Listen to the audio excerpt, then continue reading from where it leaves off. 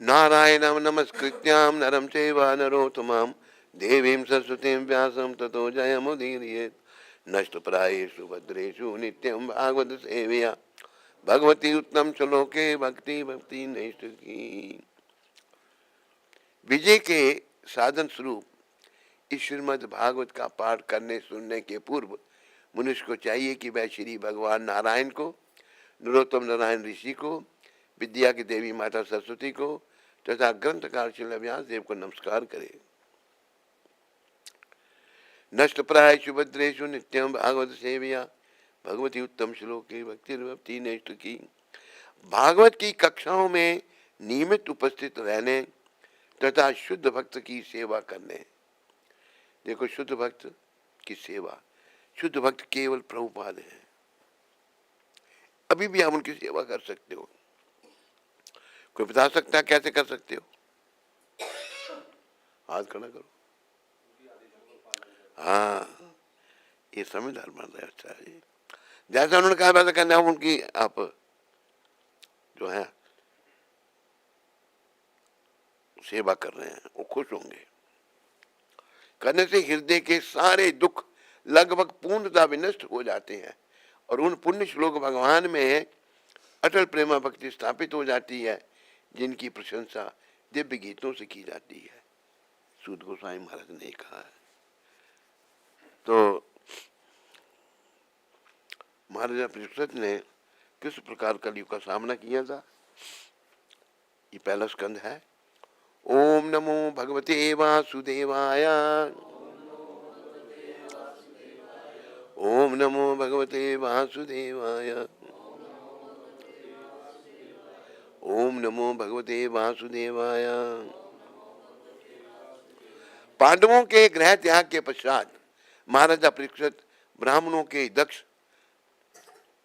मार्ग निर्देशन में पृथ्वी पर राज्य करने लगे। उन्होंने विराट के पुत्र उत्तर की पुत्री ऐरावती से विवाह किया। यद्यपि संबंध में ऐरावती उनकी मामेरी बहन थी, परंतु गोत्र अलग होने के कारण यह विवाह शास्त्र सम्मत था। बहन भी है, पर अगर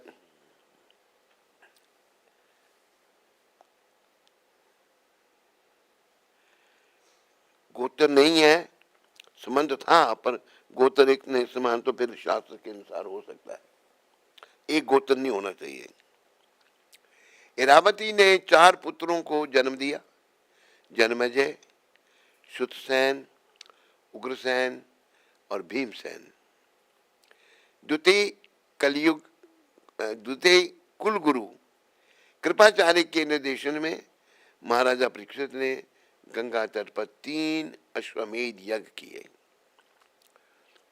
क्योंकि उन दिनों पृथ्वीवासियों एवं देवताओं में अच्छे संबंध हुआ करते थे।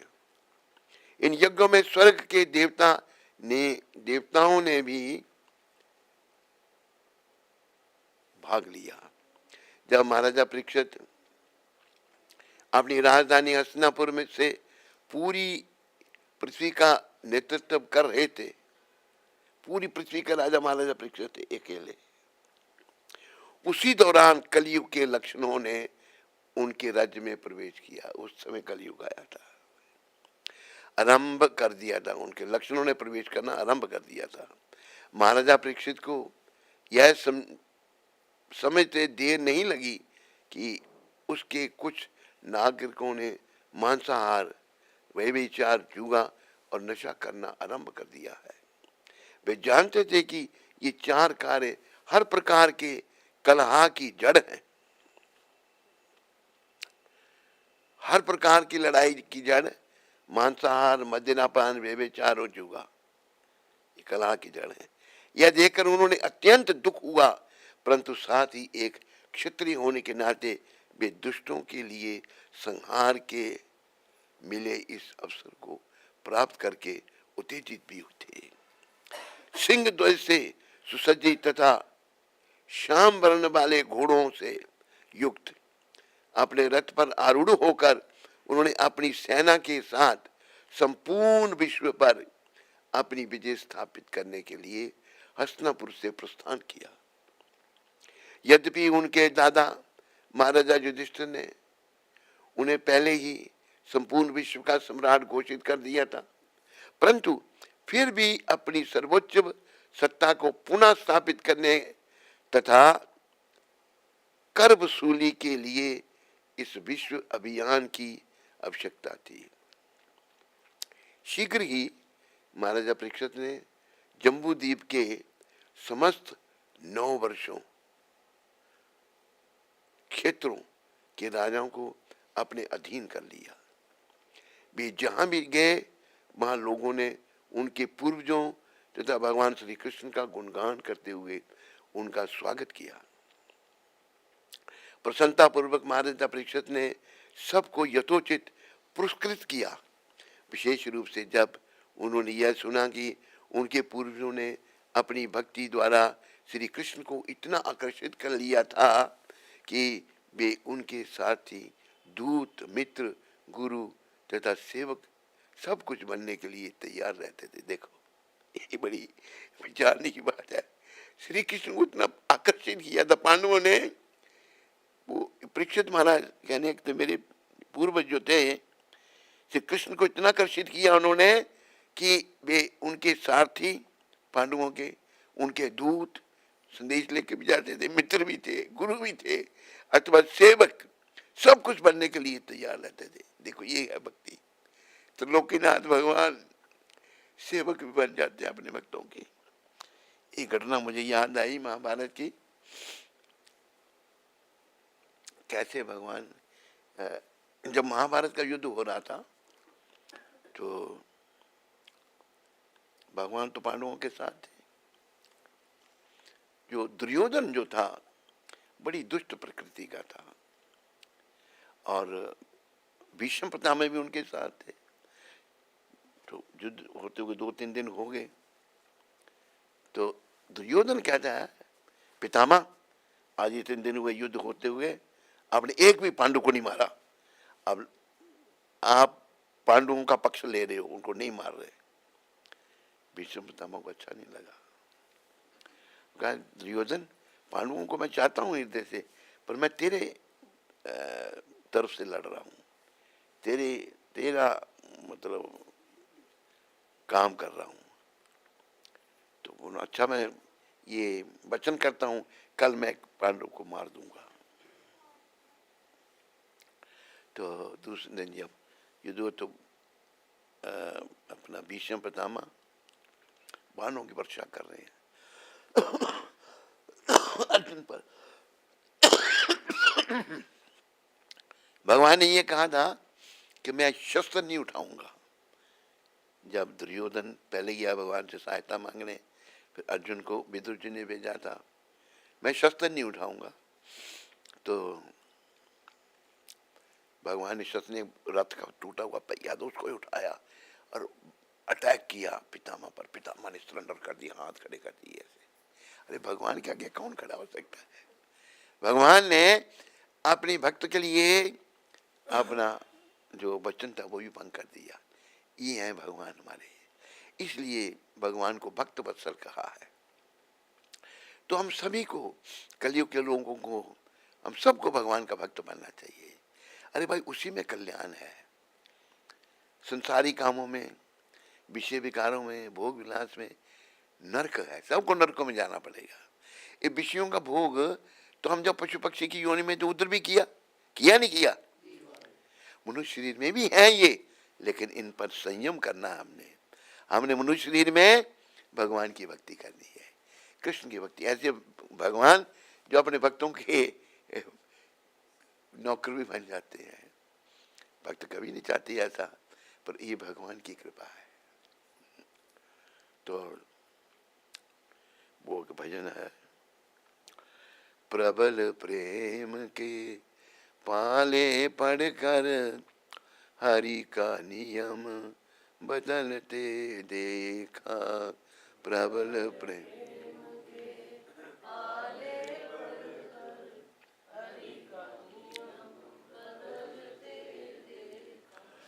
अपना मान टले टल जाए, भक्त का मान न टलते देखा अपना। सारे बोलो, मान न टलते, जिनकी केवल कृपा दृष्टि से,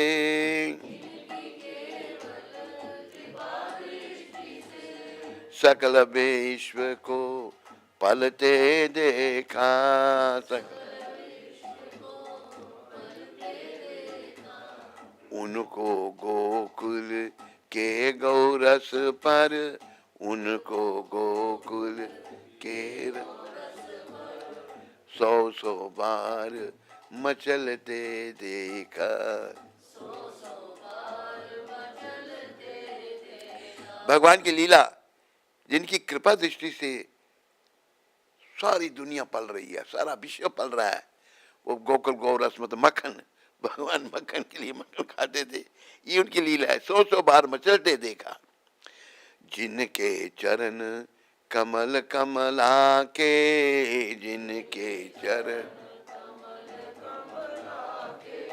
करतल से ना निकलते देखा।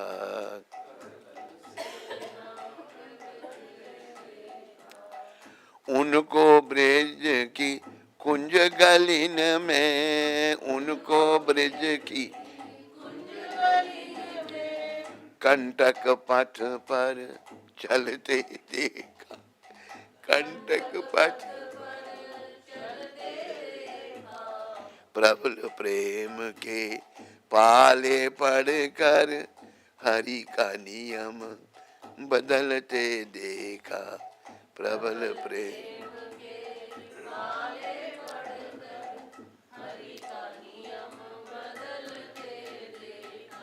देखो भगवान लक्ष्मी सदा उनके चरणों की सेवा करती है। उनके हाथों से भगवान के चरण निकल, लक्ष्मी जो सबकी माता है, उनके हाथों से उनके चरण नहीं निकलते। वही भगवान जो है ब्रिज की गलियों में कंटक पदों पर चल रहे हैं। नंगे पांव चलते थे भगवान ब्रिज में। जिनका ध्यान विरंची शंभु, जिनका ध्यान, लंबा हो जाएगा। सनकादिक सेना संभलते देखा। शंकर भगवान शिव ब्रह्मा जी उनका ध्यान करने में संभलते नहीं। उनको ग्वाल बाल सखा मंडल में लेकर गेंद उछलते देखा। जिनका शिव जी ध्यान नहीं कर सकते, ब्रह्मा नहीं कर सकते हैं, सनकादिक से भी नहीं संभलते देखा, वो ग्वाल मंडल में गेंद लेके उछल रहे हैं, खेल रहे हैं। ये भगवान की दिव्य लीला है।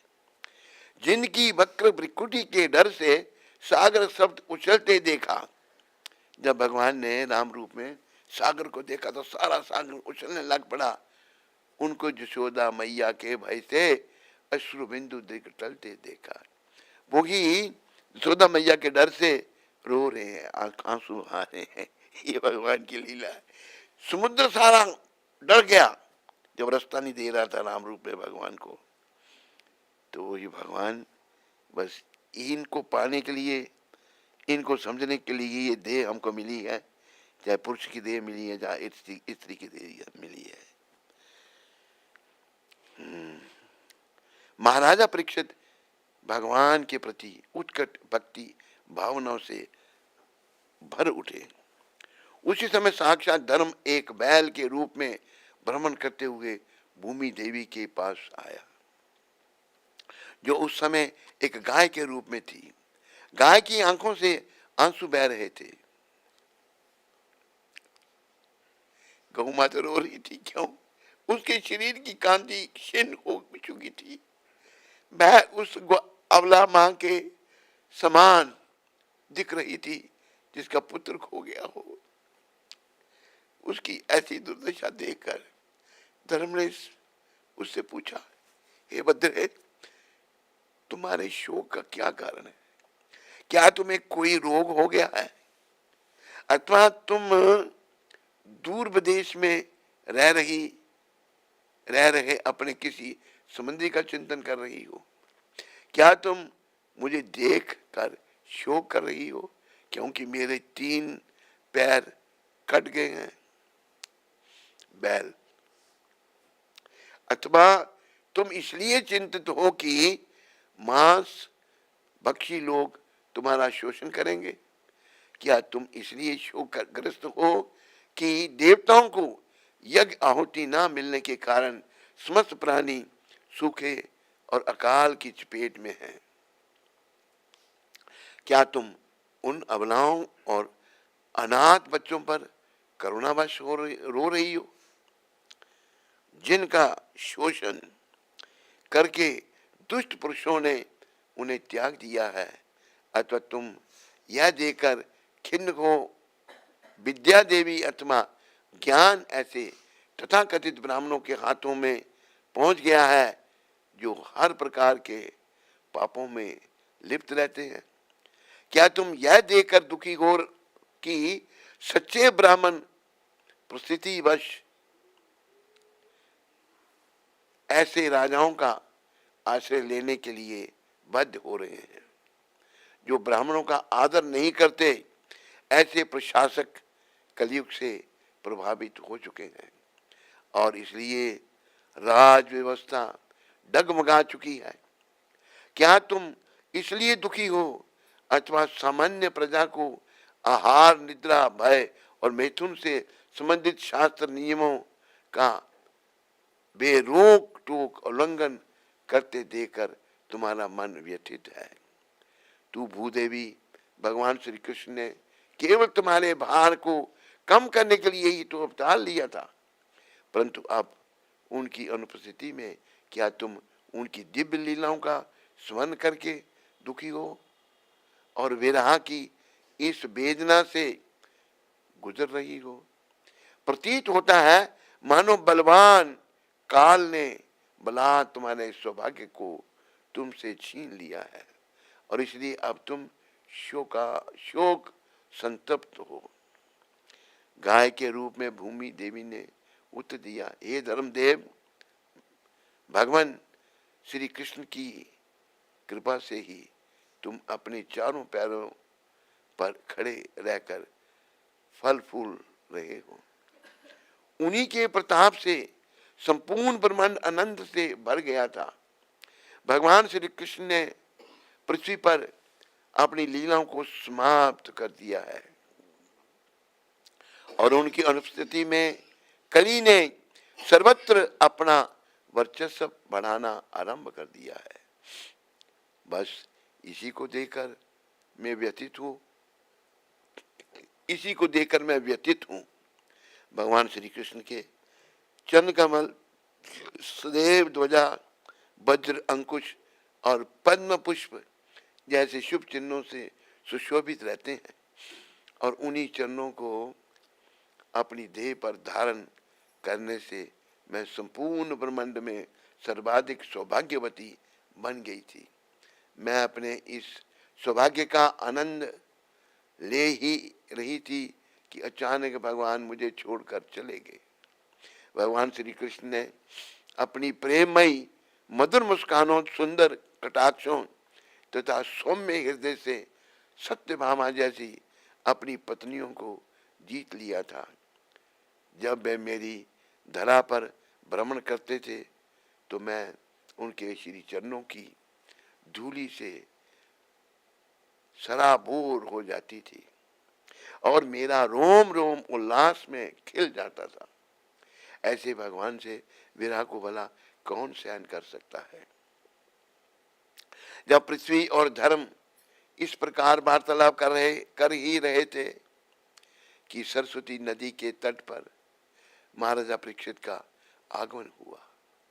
वहां उन्होंने एक शूद्र को देखा जो राजसी वेश में अपनी गदा द्वारा गाय और बैल को पीट रहा था, मानो उनका कोई संरक्षक ना हो। बैल श्वेत कमल पुष्प के समान प्रकाशमान था। एक पैर पर खड़ा वह इतना भयभीत हो चुका था कि बुरी तरह कांपते हुए मूत्र विसर्जन कर रहा था। गाय अपने बछड़े से बहीन थी और पैरों पर पिटाई होने के कारण वह अत्यधिक पीड़ित थी तथा दुर्लभ हो चुकी थी। उसकी आंखें आंसुओं से भरी थी और वह इस व्यथित अवस्था में घूमते हुए घास ढूंढ रही थी। महाराजा परीक्षित ने बादलों के समान गरजती आवाज में तुरंत उस अपराधी को चुनौती दी। कौन हो तुम? वेशभूषे से तो तुम एक राजा प्रतीत होते हो, परंतु तुम्हारी इतनी हिम्मत कि तुम मेरे राज्य में इन निरीह प्राणियों की हत्या करके धर्म के नियमों का उल्लंघन कर रहे हो।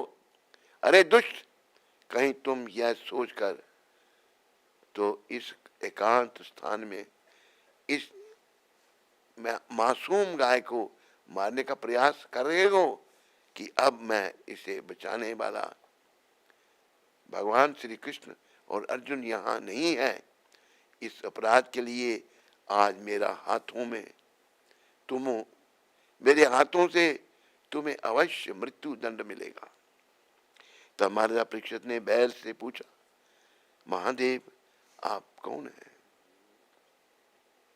क्या आप कोई सामान्य बैल हैं जिसके 3 पैर कट जाने पर वह केवल एक पैर पर चलने का प्रयास कर रहा है, अथवा आप कोई देवता है जो इतनी शोचनीय रूप लेकर हमारे हृदय को व्यथित कर रहे हैं? हे सुरभि नंदन, अब तुम्हें भयभीत होने की आवश्यकता नहीं है। जब तक पृथ्वी के प्रशासन की बागडोर मेरे हाथों में है, तब तक यह शूद्र तुम्हारा शोषण नहीं कर सकेगा। यदि किसी राज्य में दुष्ट लोग निष्पाप प्राणियों को अनावश्यक आतंकित करते हैं, तो उस राजा की ख्याति, उसकी आयु तथा भविष्य में अच्छा जन्म, ये सब नष्ट हो जाते हैं। इसलिए राजा का सर्व प्रमुख कर्तव्य प्रजा को कष्टों से मुक्त करना है। इसलिए आज मेरे हाथों इस क्रूर आत्मा का विनाश निश्चित है। महाराजा परीक्षित बैल के मुख से कली की काली करतूतों सुनना चाहते थे। उन्होंने बैल से पूछा, महादेव, किसने आपके 3 पैरों को काटा है? कृपया मुझे बताइए कि किसने ऐसा जघन्य कार्य करके हमारे वंश की ख्याति को आज कलंकित किया है। निरपराध प्राणियों को आतंकित करने वाला व्यक्ति मेरे दंड से बच नहीं सकता। वह चाहे देवलोक का निवासी ही क्यों ना हो, मैं उसे दंडित करने के लिए कटिबद्ध हूं।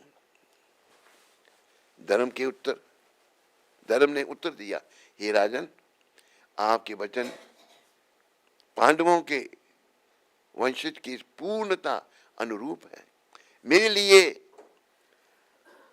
अपने दुखों के कारण का सही अनुमान लगाना अत्यंत कठिन है, क्योंकि हमारे दुखों के स्रोत के विषय में विभिन्न मुनियों के विभिन्न मत हैं।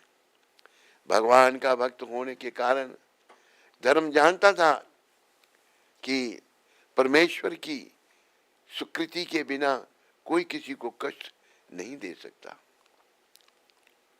यद्यपि उस परिस्थिति में पूरी तरह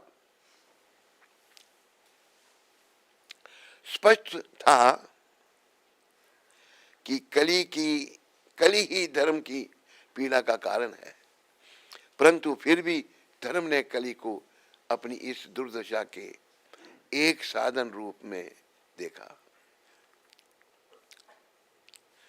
वह भली भांति परिचित था कि हमारे जीवन में आने वाले हर प्रकार के कष्ट हमारी ही पिछले पाप कर्मों के फल होते हैं।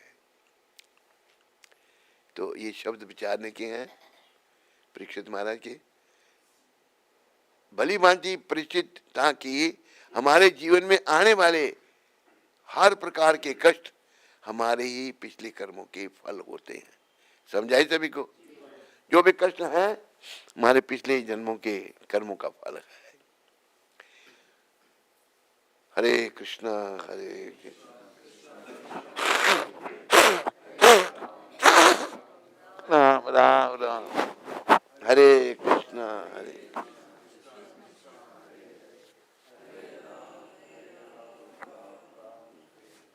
हरे कृष्ण।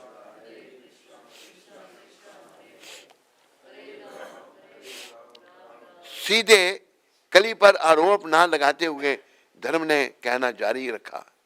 कुछ मुनियों का कहना है कि हम स्वयं अपने दुखों के कारण हैं, जबकि कुछ अन्य के अनुसार देवी शक्तियां इसकी उत्तरदायी हैं, और कुछ का मानना है कि व्यक्ति के कर्म कारण हैं, जबकि संसारिक भौतिकवादियों के अनुसार समस्त प्रकार के दुखों के पीछे केवल प्रकृति का हाथ है।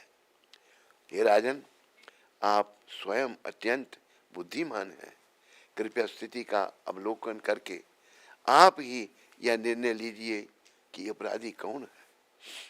धर्म ने अपने दुखों के लिए कली की ओर उंगली नहीं उठाई। देखो कि धर्म कितने महान। कली की ओर उंगली नहीं उठाई, और ना ही भगवान की ओर भी नहीं।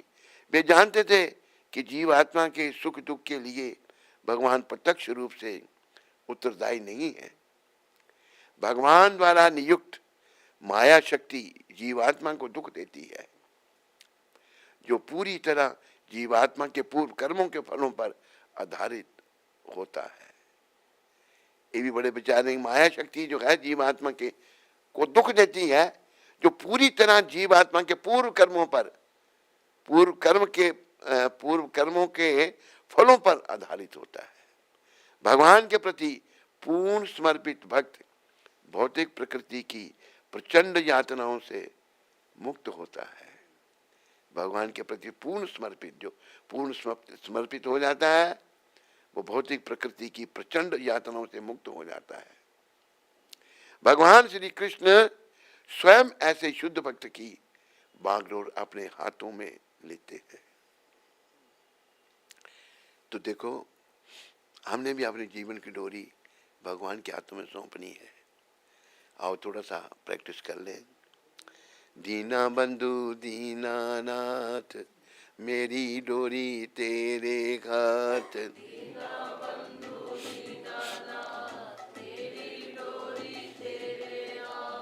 जय गोविंद जय गोपाल, मेरी डोरी तेरे हाथ। जय गोविंद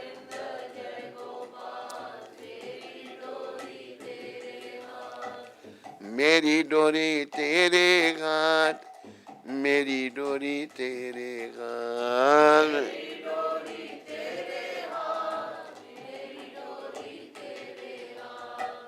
हरे कृष्णा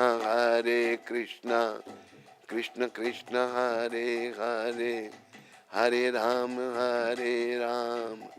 राम राम हरे हरे।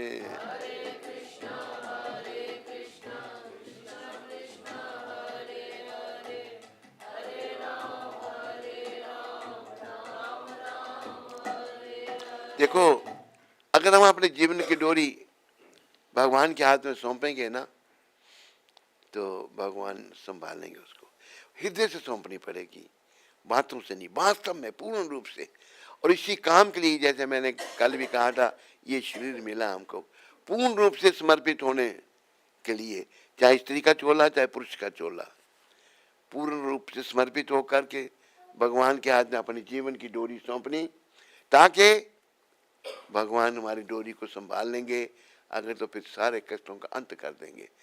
कई बार भक्तों को भी कष्ट लगते हैं, कहीं भक्त में कहीं दोष आ गया, थोड़ा कष्ट देके भगवान उसको दूर करते हैं, उसको कष्ट देकर समझाते हैं। कई बार भक्त नहीं समझते, भक्त तो है, कहीं गलतियां भी हो रही हैं, थोड़ा कष्ट भी भगवान दे देते हैं। इसलिए कभी कष्ट लगता है, उसे भगवान की कृपा समझो। अगर कष्ट भी लगता है, भगवान जैसे भक्ति विनोद ठाकुर हमारे बहुत बड़े चार्य, उन्होंने क्या कहा भजन में, मारो भी तोर राखो भी तोर, जो इच्छा तो हार, नित्य दासा प्रति तू अधिकार है। मानस देगा गेह जो किछु मोर, मानस दे जो किछु मोर, अर्पिलो तू या पदे नंद किशोर, अर्पिलो तू पदे नंद, संपदे विपदे जीवन मरण, संपदे विपदे जीवन मरण, दाय मम गेला तुया ओ पद भरने, दाय मम गेला तुया ओ पद, मारे भी राखे भी जो इच्छा तो हाँ, मारे भी राखे जो इच्छा तो हाँ, नित्य दास प्रति तुया अधिकार, नित्य दास तुया अधिकार, जन्मों भी इच्छा यदि तो, जन्मों भी इच्छा यदि तो, भक्त ग्रह जानी जन्म हो मोर, भक्त ग्रह जान जन्म हो, कीट जन्म हो यदि तू आदार, कीट जन्म बहिर्मुख ब्रह्म नाही मोर आर, बहिर्मुख ब्रह्म नाही आर, भुक्ति मुक्ति से प्राप्त बहीना ये भक्त, भुक्ति मुक्ति प्राप्त बहीन, लभते तांक संग अनुरक्त। मैं गाता हूँ, अगर आप नहीं गाते कोई बात नहीं। जनक जननी दयिता तने, प्रभु गुरुपति तुहु सर्वमाय, भक्ति विनोद कहे सोन कान, राधा नाथ हमार प्राण। देखो कि शुद्ध भक्त हमारे संप्रदाय के भक्ति विनोद ठाकुर इस भजन में बता रहे हैं, हे नंद किशोर, मैंने अपना मन शरीर तथा घर जो कुछ भी है सब आपके श्री चरणों कमलों में अर्पण कर दिया है, समर्पण कर दिया है। हमें भी सीखना है, जो कुछ भी तन मन धन सब कुछ भी है, कहते तो हम तन मन धन सब कुछ है तेरा, तेरा तेरे अर्पण क्या लागे मेरा। कभी ऐसे गाते हैं पर जीवन में धारण नहीं करते। उनके पास कोई जाए, भाई थोड़ा मंदिर बन रहा है, कुछ सहयोग करो, तन मन धन सब कुछ है मेरा, तेरा मेरा मेरे अर्पण क्या लागे तेरा। तू कौन है मांगने वाला, नहीं देंगे। कहें हमें वास्तव में ऐसा बनना है धाम में जाने के लिए। नंद किशोर, मैंने अपना मन शरीर तथा घर जो कुछ भी है सब आपके श्री चरण कमलों में अर्पण कर दिया है। अब मेरा सुख दुख एवं जन्म मरण का दायित्व समाप्त हो गया है, क्योंकि मैंने आपके श्री चरणों का अपना लिया है, उनका वर्ण कर लिया है। हे प्रभु, आप तो इस दास पर आपकी पूरा अधिकार है। देखो भक्ति विनोद ठाकुर अपने जीवन का अधिकार भगवान पर सौंप रहे हैं। आप चाहें तो अपने इस दास को मार डालें या जीवित रखें, जैसी आपकी इच्छा हो वैसा ही की करें। देखो ऐसी भावना होनी चाहिए, भगवानों को मार दें या जिंदा रखें, पूर्ण रूप से भगवान के हाथ में जीवन की डोरी सौंपनी है। थोड़ा बीच में बोल रहा हूँ, उसको हटाना नहीं। दीना बंधु दीनानाथ मेरी डोरी तेरे गाथ, दीना ये गाना है, हृदय से गाना है। ये भगवान है दीनों के नाथ, ये दीन बंधु, दीनों के, गरीबों के, अमीरों, अपने सबके मित्र, दीना बंधु दीना नाथ, दीनों के बंधु और मालिक आप हैं। मैं अपने जीवन की डोरी आपके हाथ में सौंपता हूँ। दीना बंधु दीना नाथ मेरी डोरी तेरे हाथ।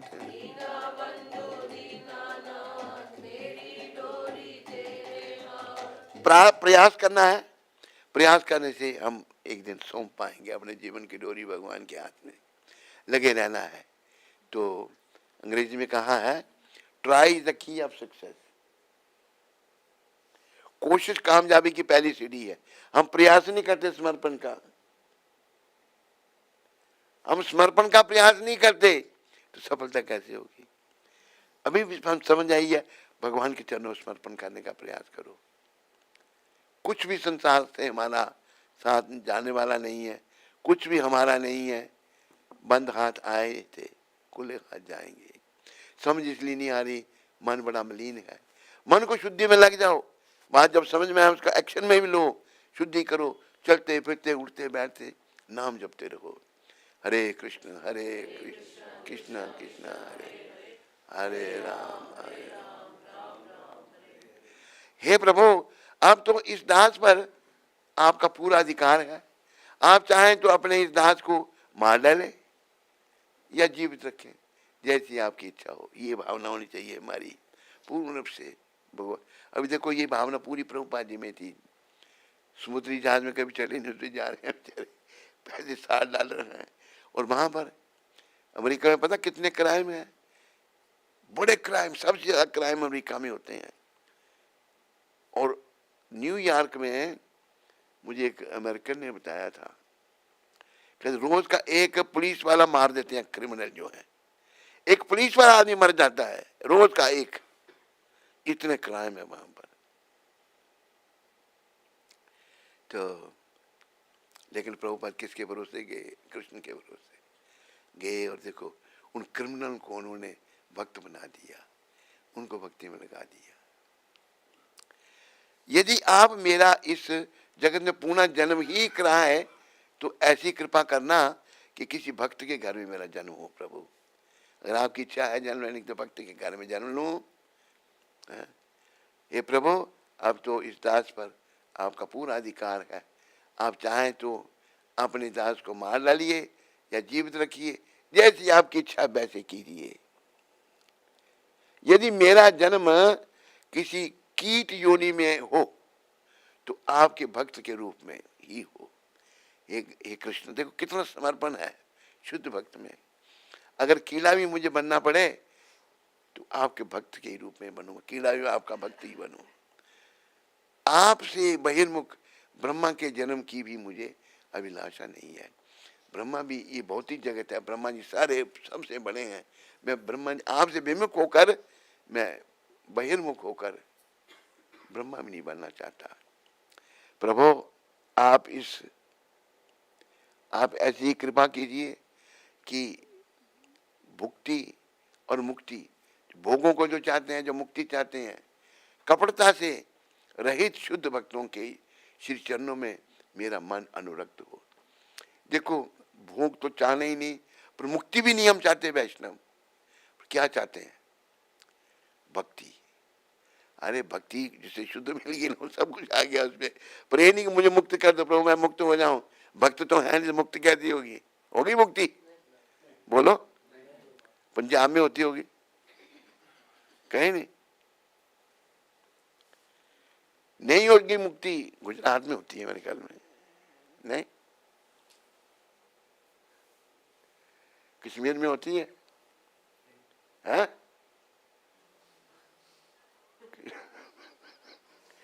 कश्मीर में होती है।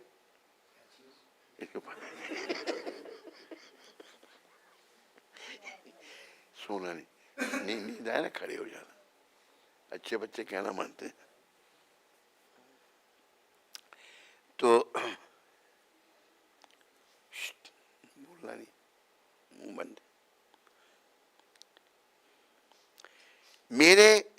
पिता माता प्रिय पुत्र प्रभु गुरु तथा पति सब कुछ आप ही हैं। हे भगवान, हे कृष्ण, सब कुछ मेरे आप हैं।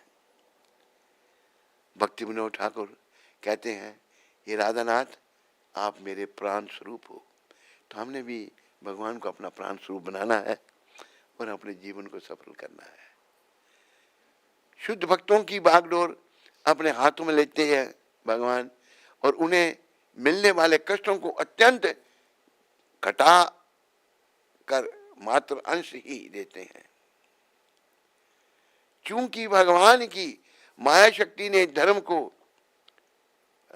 दुविधा भरी से इस परिस्थिति में डाल दिया था, और साथ ही कलयुग का प्रभाव भी बढ़ चला था। धर्म यह बात बताने से चूक गए कि उनके दुख वास्तव में भगवान की कृपा का ही एक रूप है।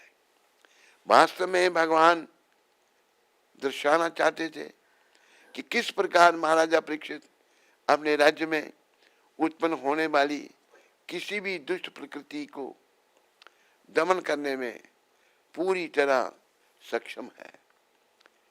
इसलिए उनकी व्यवस्था से ही गाय और बैल की वह दुर्दशा हुई थी। बैल के सुवचनों को सुनकर महाराजा परीक्षित अत्यंत संतुष्ट हो गए। उत्तर देते हुए उन्होंने कहा, तुम निश्चित ही धर्म के ज्ञाता हो। जो व्यक्ति दूसरों को अपनी दुखों का कारण मानकर उन पर उंगली उठाता है, देखो ये भी बड़े विचारने की बात है। परीक्षित महाराज कह रहे हैं, जो व्यक्ति अपने दुखों का कारण दूसरों पर उंगली उठाता है कि ये मेरे दुख का कारण है, वह उस अपराधी के समान है, उस अपराधी के समान दोष का भागीदारी बन जाता है। जैसे वो अपराधी दोषी है, वो भी दोषी बन जाता है। और चूंकि तुमने इस सूक्ष्म सिद्धांत को समझकर अपना मत व्यक्त किया है, निश्चित ही बैल के रूप में तुम स्वयं धर्म हो।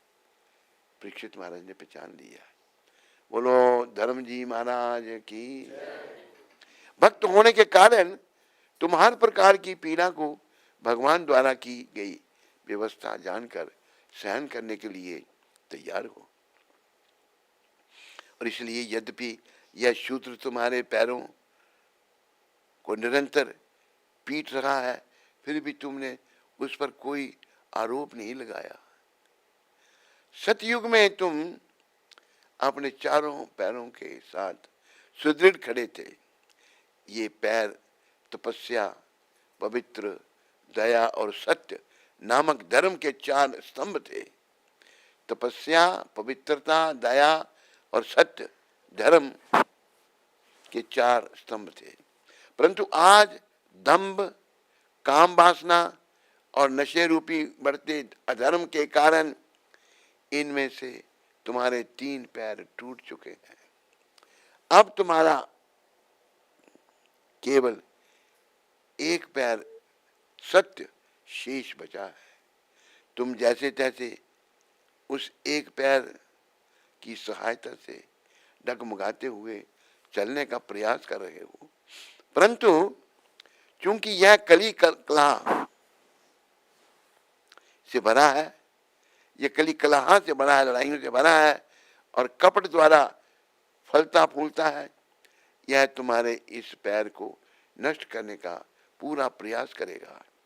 परीक्षित महाराज जैसे राजा ने कभी भी आराम परस्त जीवन जीने का प्रयास नहीं किया, उन जैसे राजऋषि के राज्यकाल में कली जैसे दुष्टों द्वारा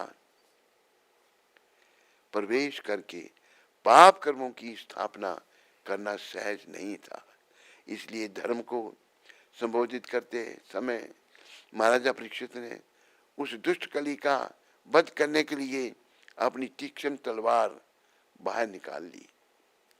कली समझ चुका था कि राजा अत्यंत क्रोधित एवं गंभीर है।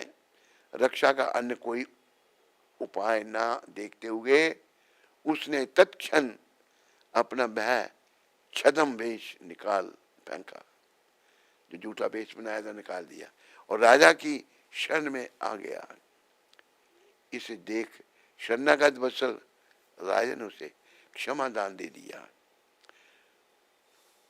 उस पर करुणावश मुस्कुराते हुए उन्होंने कहा, चूंकि तुमने पूरी तरह से मेरी शरण ली है, अब तुम्हें मुझसे भयभीत होने की कोई आवश्यकता नहीं है, परंतु मैं तुम्हें अपने राज्य में रहने की अनुमति भी प्रदान नहीं कर सकता, क्योंकि तुम अधर्म के मित्र हो। तुम उन स्थानों पर नहीं रह सकते जहां परम भगवान की संतुष्टि के लिए भक्त भगवान का भजन एवं यज्ञ करते हैं। देखो, याद रखो, भगवान की संतुष्टि के लिए, भगवान को प्रसन्न करने के लिए भक्त भगवान का भजन और यज्ञ करते हैं, वहां कलयुग नहीं रह सकता। सब ध्यान से सुनो भक्त, इंटरनेट में भी सुनने वाले भी, इसलिए भजन भक्ति में लगो, भगवान का ध्यान करो, कलयुग का कोई प्रभाव नहीं होगा।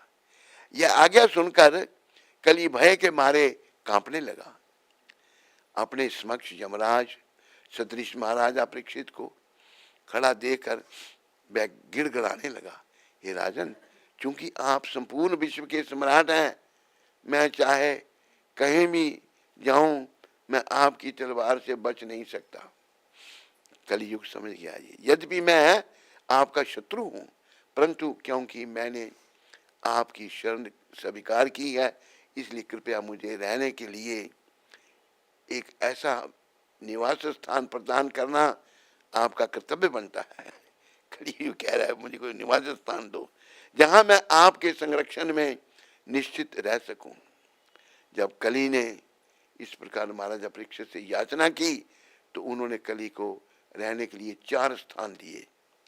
ऐसे स्थान जहां जुआ, नशा, पान, व्यभिचार तथा पशुवध, ये 4 काम होते हो, वहां रह सकते हो तुम।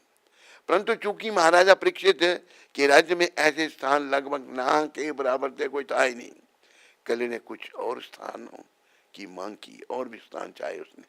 अंततः महाराजा परीक्षित ने उसे उस स्थान पर रहने की अनुमति दी जहां सोने के संग्रह किए जाते हैं, जहां सोना इकट्ठा किया जाता है, वहां भी कलयुग का वास होता है। क्योंकि ऐसे स्थान पर झूठ, नशा, व्यभिचार, ईर्ष्या तथा द्वेष स्वाभाविक रूप से विद्यमान रहते हैं। तत्पश्चात महाराजा परीक्षित ने अपने राज्य में धर्म के टूटे हुए पैरों को पुनः स्थापित कर दिया। धरती की स्थिति को सुधारने के लिए, सुधारने वाले कार्यों को प्रोत्साहन देने के लिए उन्होंने अवैध रूप से संचित सारे सोने को जब्त कर लिया और उसे संकीर्तन यज्ञ में लगाया। इस प्रकार उन्होंने कली को फलने फूलने से रोके रखा। ब्राह्मण पुत्र द्वारा परीक्षित को शाप और सुखदेव गोस्वामी का आगमन, पहला एवं दूसरा स्कंद। नैमिषारण्य में एकत्रित ऋषियों ने कहा, हे श्रीलसुत गोस्वामी, आप भगवान श्री कृष्ण की गतिविधियों को इतने सुंदर रूप में प्रस्तुत कर रहे हैं, इसलिए हमारी प्रार्थना है कि आप चिरंजीवी रहें और आपकी ख्याति अमिट हो। आपकी वाणी हम जैसे मर्त्य प्राणियों के लिए अमृत सदृश है। हमने कुछ समय पूर्व यह यज्ञ आरंभ किया था, परंतु इस कार्य में होने वाले दोषों को देखते हुए हमें इसके माध्यम से इच्छित फल प्राप्ति में संदेह था। इस यज्ञ से निकले धुएं से हमारा शरीर काला हो गया है, परंतु हम आपके द्वारा वितरित किए जा रहे भगवान गोविंद के चरणामृत से अत्यंत प्रसन्न एवं तुष्ट हैं। बोलो गोविंद भगवान की। गोविंद बोलो हरि गोपाल बोलो, राधा रमन हरि गोविंद बोलो, गोविंद बोलो गोपाल बोलो,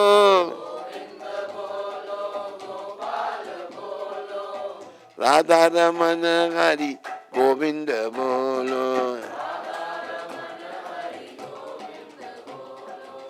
आओ मेरे प्राण तरस रहे नैना, तरस रहे नैना, बरस रहे नैना, तरस मदन गोपाल बोलो राधे कृष्णा,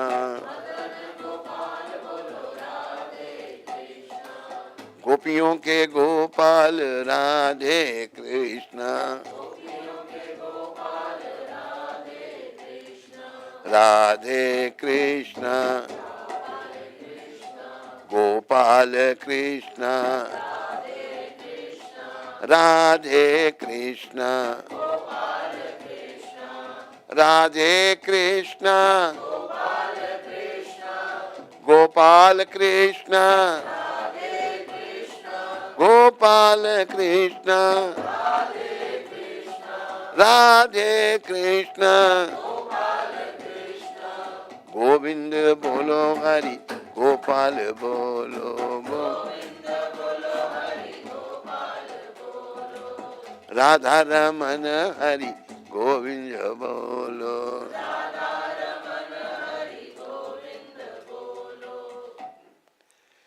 भगवान के चरणामृत से अत्यंत प्रसन्न एवं तुष्ट हैं। भगवान के भक्तों से हुए एक क्षण के संग की तुलना ना तो स्वर्ग प्राप्ति से और ना ही मुक्ति से की जा सकती है। फिर संसारिक सुख, समृद्धि अथवा अन्य लाभों का तो कहना ही क्या। ऐसे लाभ तो उनके लिए हैं जो केवल मरने के लिए जन्म लेते हैं। जो मरने के लिए जन्म लेता है, बाकी भौतिक लाभ उन्हीं के लिए हैं। ये जो भगवत प्राप्ति करने के लिए जन्म लेता है उनके लिए कोई इनकी आवश्यकता नहीं और होनी भी नहीं चाहिए। शिला सूत गोस्वामी ने कहा, यद्यपि हमारा जन्म निम्न परिवार में हुआ है, फिर भी ज्ञान में बड़े चढ़े संतों की सेवा से हम कुछ प्रगति कर पाए हैं। ऐसे महान संतों से केवल बातें करने से व्यक्ति निम्न जन्म से उत्पन्न समस्त अयोग्यताओं और दोषों से मुक्त हो जाता है।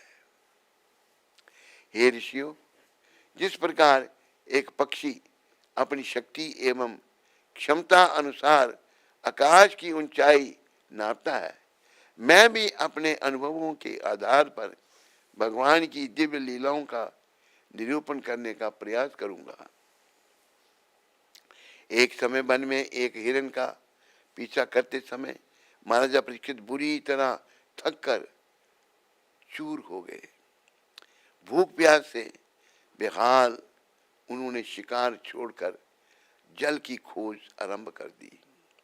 उसी दौरान वे अंगिरा ऋषि के वंशज सुविख्यात ऋषि शमीक के आश्रम में पहुंचे। शमीक ऋषि कुटिया में प्रवेश करने पर महाराजा परीक्षित ने देखा कि ऋषि आंखें मूंद ध्यान में तल्लीन है।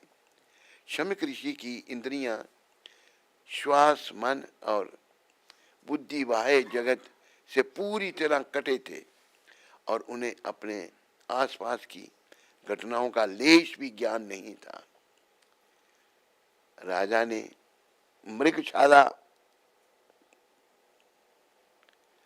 पहने तथा जटायूर धारण किए ऋषि से थोड़ा जल मांगा। उनका मुख प्यास से बुरी तरह सूख चुका था। वास्तविकता तो यह है कि शुद्ध भक्त कभी भी भूख, प्यास अथवा थकावट जैसी शारीरिक मांगों से विचलित नहीं होते। इसलिए यहाँ यह निष्कर्ष निकलता है कि स्वयं भगवान ने महाराजा परीक्षित को इस परिस्थिति में डाला जिससे वे अपने पारिवारिक जीवन से विरक्त होकर श्रीला सुखदेव गोस्वामी से श्रीमद् भागवत का श्रवण कर सके। शमिक ऋषि द्वारा राजा के किसी भी प्रकार के आव भगत का प्रश्न ही नहीं था, ना आसन, ना जल और ना ही मधुर शब्द। जब ऋषि ने राजा के निवेदन का कोई उत्तर नहीं दिया तो स्वयं को उपेक्षित समझकर वे अत्यंत क्रुद्ध हो उठे। यद्यपि महाराजा परीक्षित ऋषि से किसी राजसी स्वागत की अपेक्षा नहीं कर रहे थे, परंतु उनके द्वारा एक आसन, थोड़े जल तथा कुछ मधुर शब्द की अपेक्षा करना गलत नहीं था। चूंकि महाराज परीक्षित सम्राट थे, ऋषि द्वारा उनका स्वागत नहीं किया जाना निश्चित ही विस्मयजनक था। उनका स्वागत नहीं किया जाना और साथ ही महाराजा परीक्षित जैसे महान भक्त के लिए यह उतना ही विस्मयजनक था कि वे एक महान ऋषि पर क्रोधित हो गए। इसलिए यह निष्कर्ष निकाला जा सकता है कि उनका व्यवहार भगवान की योजना के ही एक हिस्सा था। क्रोध वेश में ऋषि की कुटिया से बाहर निकलते हुए महाराजा परीक्षित को द्वार के निकट एक मृत सर्प दिखाई दिया। अपने धनुष के एक छोर से उसे उठाकर उन्होंने उसे एक माला की तरह शमिक ऋषि के गले में पहनाया और तेजी से हस्तिनापुर के लिए प्रस्थान कर गए। वास्तव में उन जैसे राजऋषि का स्वागत माला इत्यादि के साथ होना चाहिए था, परंतु अपनी अपेक्षा देख करके उन्होंने शमिक ऋषि के गले में उस मृत सर्प की माला पहना दी। उन जैसे महान एवं धर्मपरायण राजा के लिए यह नादानी भरा व्यवहार निश्चित ही आश्चर्यजनक था। घर लौटते समय वे रह रहकर अपने व्यवहार पर पश्चाताप करने लगे। वह विचार करने लगे, क्या ऋषि वास्तव में ध्यान में तल्लीन थे अथवा मुझ नीच जाति क्षत्रिय के स्वागत से बचने के लिए ध्यान का स्वांग रचा रहे थे। शमिक ऋषि का पुत्र श्रृंगी अपने ब्रह्म तेज के कारण अत्यंत शक्तिशाली था। अपने सहपाठी मित्रों के साथ खेलते समय उसे राजा द्वारा अपने पिता के अपमान का समाचार प्राप्त हुआ। क्रोध में आग बबूला होकर वह जोर जोर से बोलने लगा, जरा इस राजा का दुसाहस तो देखो। दूसरों की जूठन पर पलने वाला कौवा और घर की चौकीदारी करने वाला कुत्ता अपने स्वामी का अपमान करने लगा है। क्या एक कुत्ता कभी घर में प्रवेश करके अपने स्वामी के साथ भोजन करने का अधिकारी हो सकता है? भगवान श्री कृष्ण के अदृश्य होते ही ये कल के राजा इतने उच्छृंखल होने लगे हैं। मुझे इस मामले को अपने हाथों में लेकर इस दुष्ट को दंडित करना ही होगा। अब जरा मेरी शक्ति देखो। कहते कहते श्रृंगी की आंखें अंगारे हो गईं। कौशिक नदी के पवित्र जल को उंजली में भरकर उसने महाराजा परीक्षित को शाप दे डाला। कुछ वंश के इस पतित वंशज ने मेरे पिता का अपमान करके एक महान अपराध किया है। फलस्वरूप आज से ठीक 7वें दिन तक्षक के डसने से इसकी मृत्यु हो जाएगी। समाज में प्रवेश करने के लिए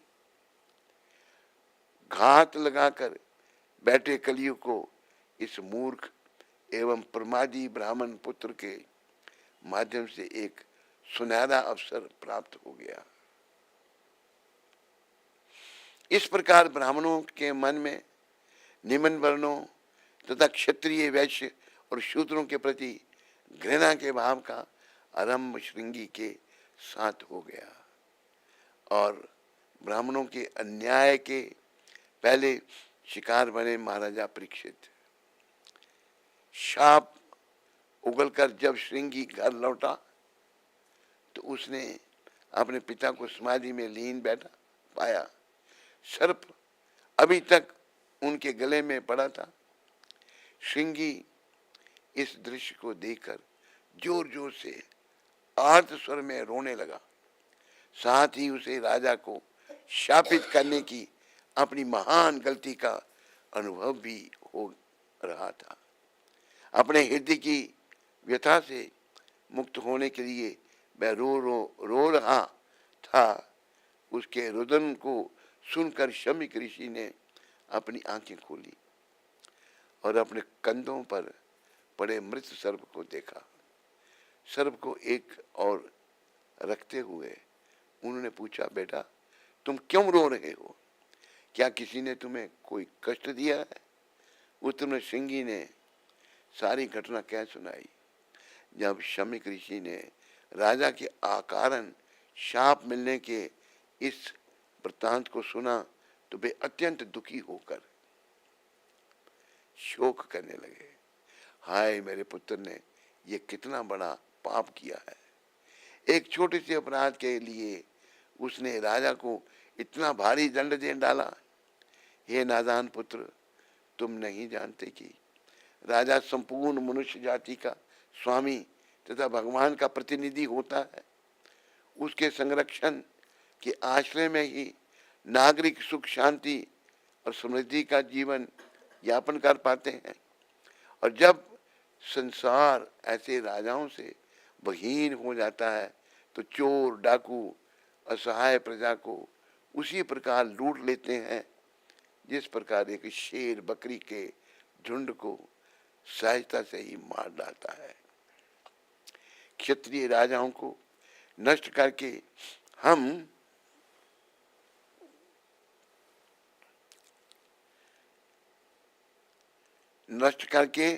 हम इस महान सामाजिक उत्पाद का कारण बनेंगे। हरे कृष्णा हरे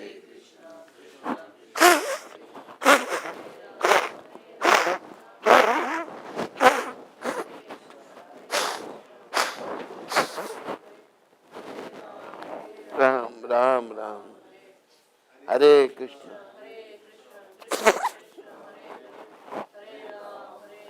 राम राम, हरे कृष्ण।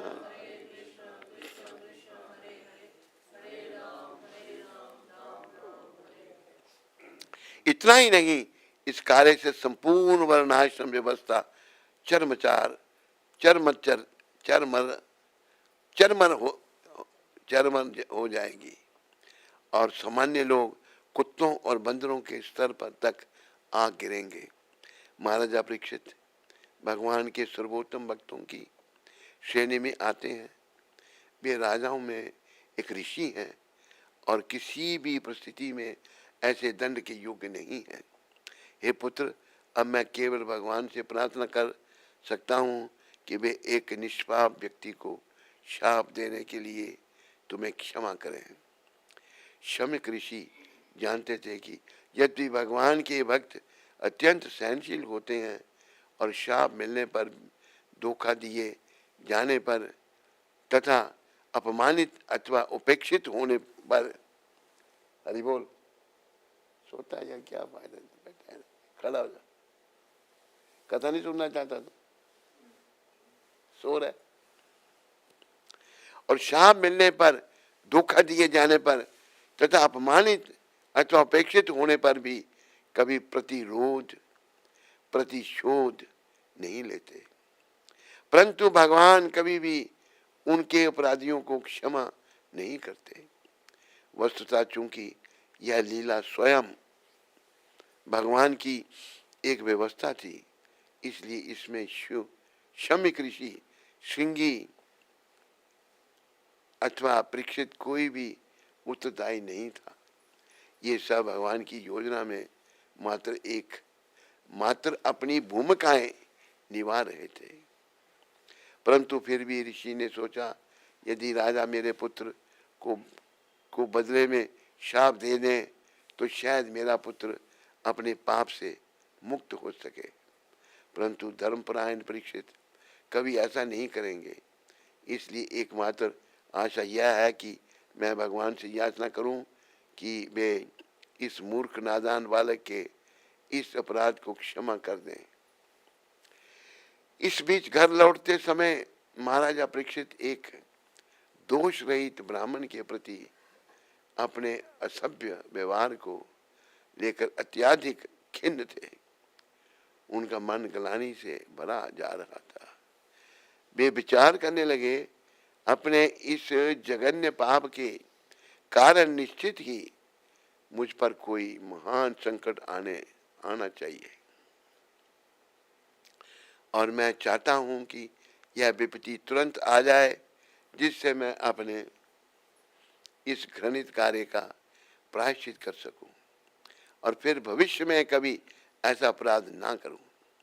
क्योंकि मैंने एक ब्राह्मण का तिरस्कार करके अत्यधिक कुत्सित कार्य किया है, इसके परिणाम स्वरूप मेरा राज्य शक्ति और ऐश्वर्य ब्राह्मण की क्रोधाग्नि से तुरंत जलकर राख हो जाए, तभी मुझे अपनी इस पाशविक तथा निकृष्ट पापी मानसिकता को छोड़ने के लिए अच्छा पाठ मिलेगा। क्योंकि किसी भी व्यक्ति का व्यवहार उसके परिवार वालों को भी प्रभावित करता है। इसलिए महाराजा परीक्षित चाहते थे कि उन पर यह विपत्ति शीघ्र आए, जिससे उनकी भावी पीढ़ियों को इसके फल ना भोगने पड़े। वह अपनी करनी पर पश्चाताप कर ही रहे थे कि उन्हें श्रृंगी द्वारा 7 दिनों में अपने मृत्यु के शाप का समाचार मिला। शमिक ऋषि ने एक संदेश वाहक द्वारा राजा को इस अकाट्य शाप की सूचना भेज दी, जिससे वे भगवत धाम लौटने की तैयारी कर सके। यदि महाराजा परीक्षित चाहते तो वे शमिक ऋषि के पास जाकर अपने अपराध के लिए क्षमा मांग सकते थे, परंतु क्योंकि ऋषि ने इतने खेद के साथ यह संदेश भेजा था, परीक्षित जानते थे कि उन्हें देखकर ऋषि और अधिक लज्जित हो जाएंगे। इस प्रकार शाप को निरस्त करने के बजाय महाराजा परीक्षित ने इस शाप को अपनी समस्त भौतिक आसक्तियों से मुक्त होने के एक सुअवसर के रूप में देखा। ये सब विचार करके उन्होंने सर्वप्रथम अपने पुत्र को राज्य का कार्यभार सौंपा। फिर वे यमुना के तट पर बैठ गए। मृत्युपरायण उपवास का दृढ़ व्रत लेकर वे एकाग्र मन से भगवान श्री कृष्ण के चरण कमलों का स्मरण करने लगे।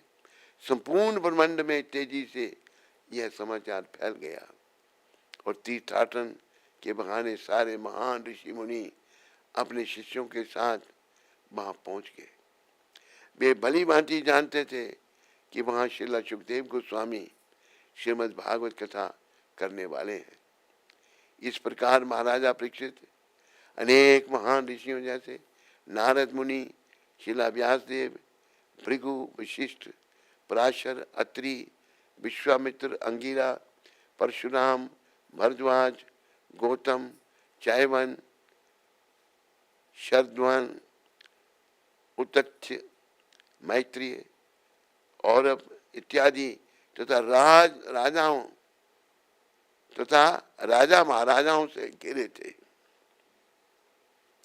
महाराजा परीक्षित ने सबका यथोचित अभिनंदन किया और इस संसार से पलायन करने से पहले जाने अनजाने किए गए अपने अपराधों के लिए क्षमा मांगी।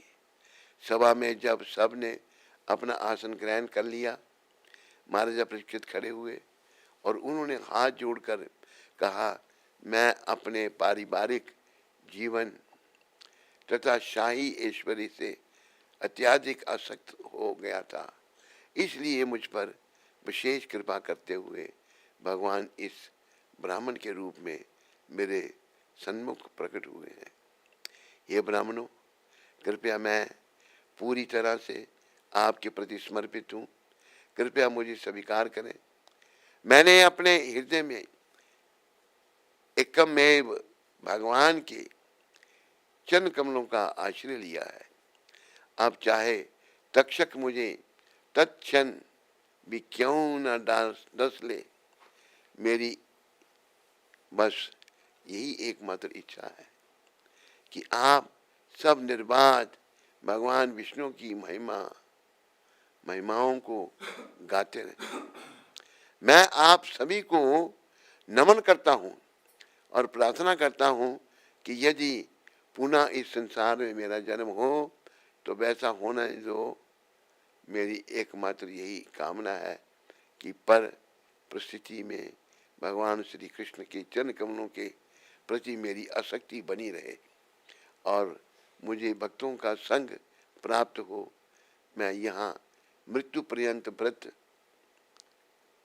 लेकर बैठा हुआ हूँ और आपसे अपना सर्वोच्च कल्याण मार्ग जानने का इच्छुक हूँ। यह कहकर महाराजा परीक्षित गंगा के दक्षिणी तट पर उत्तराभिमुख होकर बैठ गए। कुछ घास से बने उनके आसन की जड़ें पूर्व दिशा की ओर थी। राजा के दृढ़ निश्चय को देखकर स्वर्ग में देवताओं ने नगाड़े बजाकर तथा पुष्प वर्षा करके अपने हर्ष को व्यक्त किया। वहां एकत्रित ऋषि मुनियों ने भी महाराजा परीक्षित को हरि बोल में एक जगह करके छोड़ दिया करो, फिर बाद में किया करो, चलते चलते पढ़ना मुश्किल हो जाता है। महाराजा परीक्षित की प्रशंसा की। ऋषि मुनियों ने भी महाराजा परीक्षित की प्रशंसा की। हे राजन, इसमें कोई आश्चर्य नहीं कि आपने भगवान श्री कृष्ण का सानिध्य प्राप्त करने के लिए अपने राज्य का परित्याग कर दिया है। जब तक आप अपने इस सत्य मर्ती शरीर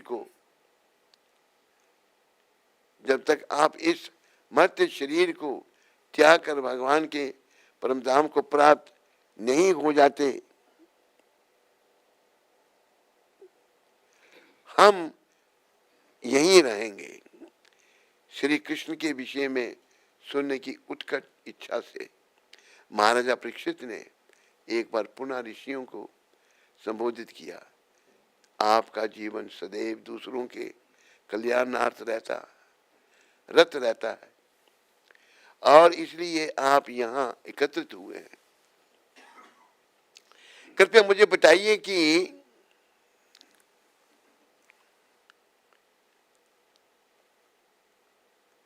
प्रत्येक परिस्थिति में मनुष्य का सर्वोच्च कर्तव्य क्या है और विशेष रूप से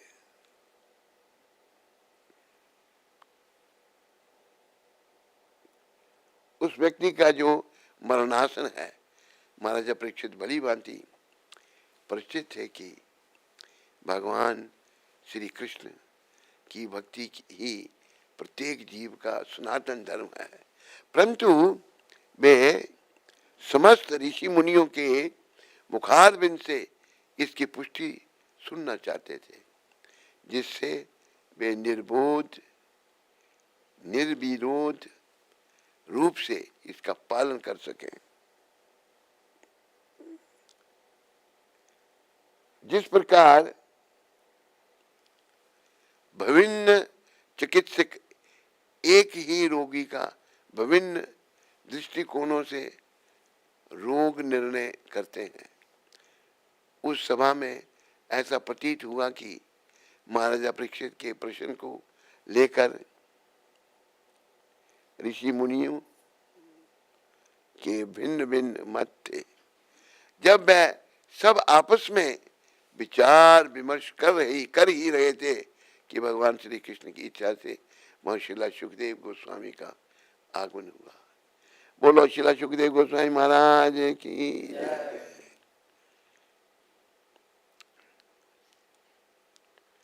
सुखदेव गोस्वामी महाराज पहुंच गए अभी, तो उन्होंने सुखदेव गोस्वामी जो हैं उनके बारे में वहाँ पहुंचकर क्या बातचीत हुई ये कल चर्चा करेंगे। और आप सबका धन्यवाद और हरे कृष्णा। कोई प्रश्न किसी को, किसी माता को, किसी भक्त को, कोई है प्रश्न तेरे पास?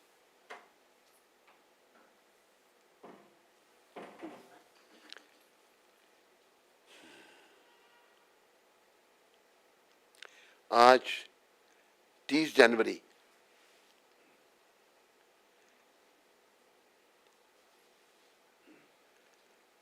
प्रभुपाद ने ये शब्द कहे थे Indian chamber of commerce Calcutta में 1973 में।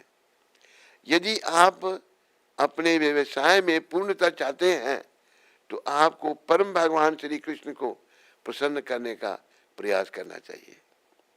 सारे व्यापारियों को भगवान कह रहे, पर भारत के व्यापारी बेचारे जैसे हैं वैसे ही हैं। यदि आप अपनी व्यवसाय अपने काम में पूर्णता चाहते हैं तो आपको परम भगवान श्री कृष्ण को प्रसन्न करने का प्रयास करना चाहिए, अन्यथा आप व्यर्थ ही अपना समय गंवा रहे हैं। अगर भगवान को प्रसन्न नहीं करते तो आप अपना समय बेकार गंवा रहे हैं। मेरे प्यारे हरिभक्तों, माताओं, प्रभुपाद जी की ये शिक्षा कृष्ण को प्रसन्न करने के सिवा और जो कुछ भी हम कर रहे हैं श्री कृष्ण को प्रसन्न करने का प्रयास करना, इसके सिवा और कुछ कर रहे हैं, इस समय का नाश कर रहे हैं। इसका कोई लाभ नहीं होगा। लाभ नहीं, हानि ये होगी कि यमदूत ले जाएंगे पकड़ करके आखिरी समय में। अंत तो आना ही है, अंत निकट आता ही जा रहा है और दुर्गति कर देंगे। अगर कृष्ण की शरण में आ गए तो कृष्ण कृपा करेंगे, नहीं तो अन्यथा व्यर्थ ही अपना समय हम गंवा रहे हैं। बोलो पतित पावन शिला प्रभुपाद की जय। कुंज बिहारी दास अमृतसर से। हरे कृष्ण गुरु महाराज जी, आपके श्री चरणों में दंडवत प्रणाम। मेरे पिताजी की तबीयत इस समय बहुत ही अधिक क्रिटिकल है। वर्तमान में वे आईसीयू में वेंटिलेटर पर हैं। गुरु महाराज जी, आपसे विनम्र प्रार्थना है कि अपनी कृपा दृष्टि बनाए रखें और भगवान नरसिंह देव की कृपा से उनके सभी कष्टों का निवारण हो और उनका स्वास्थ्य सुधार हो। धन्यवाद, दंडवत प्रणाम। कौन है ये? कुंज बिहारी अमृतसर से। कौन सा कुंज बिहारी? दक्षिण स्थान में रहता है मंदिर में? नहीं है। कुंज बिहारी भाई देखो कहाँ है, पहली तो हमारी शुभकामनाएं तुम्हारे साथ में है, तेरे पिताजी के साथ में भी। हानि लाभ जीवन मरण जश अपजश विधि हाथ, फायदा नुकसान जीना मरना मान सम्मान जश अपजश ये भगवान के हाथ में है। प्रार्थना करो, तुम भी करो। मेरी शुभकामना है तेरे पिताजी के स्वास्थ्य के लिए। तो हम सब मिलकर के इसके पिताजी के स्वास्थ्य के लिए भगवान का नाम लें, सारे मिलके बोलेंगे हरे कृष्णा कृष्णा कृष्णा हरे हरे, हरे राम राम राम हरे कृष्णा हरे कृष्णा। तनु विज माता फरीदाबाद से। तनु विज माता फरीदाबाद से। क्या नाम? तनु विज। तनु विज। हरे कृष्ण गुरु महाराज जी, आपके पावन श्री चरणों में आपकी पतित बेटी का प्रणाम। कल बहुत पावन दिन नित्यानंद त्रयोदशी है। आपकी कृपा से नित्यानंद प्रभु के लिए कुछ लिखने का प्रयास किया है। आपको ये पंक्तियां भेज रही हूँ। जब कलयुग में बड़ा अधर्म और पाप का हुआ बोलबाला, तब पतित पावन प्रभु ने भक्ति का मार्ग खोला। अद्वैताचार्य की पुकार पर अवतरित हुए गौरांग, परंतु उनके आने से पहले प्रगटे उनके नित्य पार्षद नित्यानंद। माघ मास की त्रयोदशी पर जन्म लिए निताई, हड़ाई पंडित पिता थे और पद्मावती थी माई।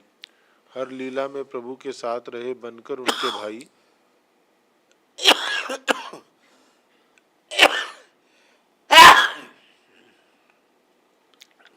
जैसे राम लक्ष्मण कृष्ण बलराम और गौर निताई। महाप्रभु का संदेश घर घर पहुंचाने हरि नाम की दुकान लगाई। मुफ्त में बांटा हरि नाम और सबके मन में भक्ति जगाई। हरि बोल की गुहार लगाई, ऐसे हैं महाप्रभु के प्यारे निताई। महाकुटिल और अधर्मी थे जगाई मधाई, फिर भी नित्यानंद प्रभु ने उन पर करुणा बरसाई। करुणा के अथाह समुद्र हैं हमारे निताई, जिनकी कृपा के बिना हमें नहीं अपनाएंगे निमाई। जो भी चाहे अपने गौर हरि की भक्ति, तो पहला चरण है नित्यानंद प्रभु के चरणों की शरणागति। हे नित्यानंद प्रभु, यही है आपसे विनती, ऐसी कृपा कर दो कि हमारी भक्ति में हो उन्नति। हरे कृष्ण। आपकी पतित बेटी तनु बीज।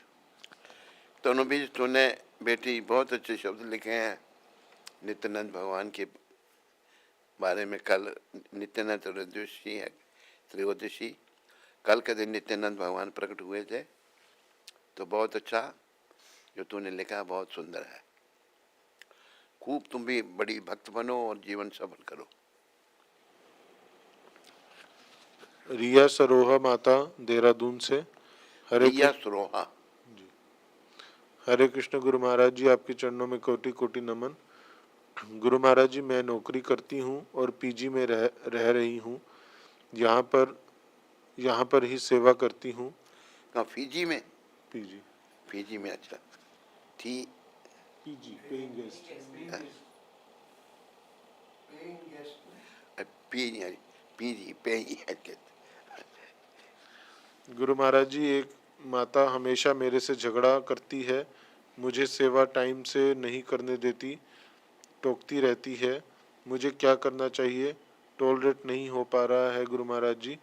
मेरे मन में उसके प्रति बुरे विचार आ रहे हैं, क्योंकि मैं मुंह से उसे कुछ नहीं कह रही, बस सह रही हूँ अंदर ही अंदर। कैसे इन विचारों को आने से रोकूं, मार्गदर्शन कीजिए। बेटी, भगवान का सिमरन करो। जब बुरे विचार आते हैं, हम में तो शुद्धि नहीं है, तो बस भगवान के चरणों में, प्रभुपाद कृपा से गौरनीता के चरणों में प्रार्थना करो। मेरे मन में ये बुरे विचार ठीक नहीं है। बुरे विचार हमको भगवान से दूर ले जाते हैं, भगवान के निकट नहीं लाते।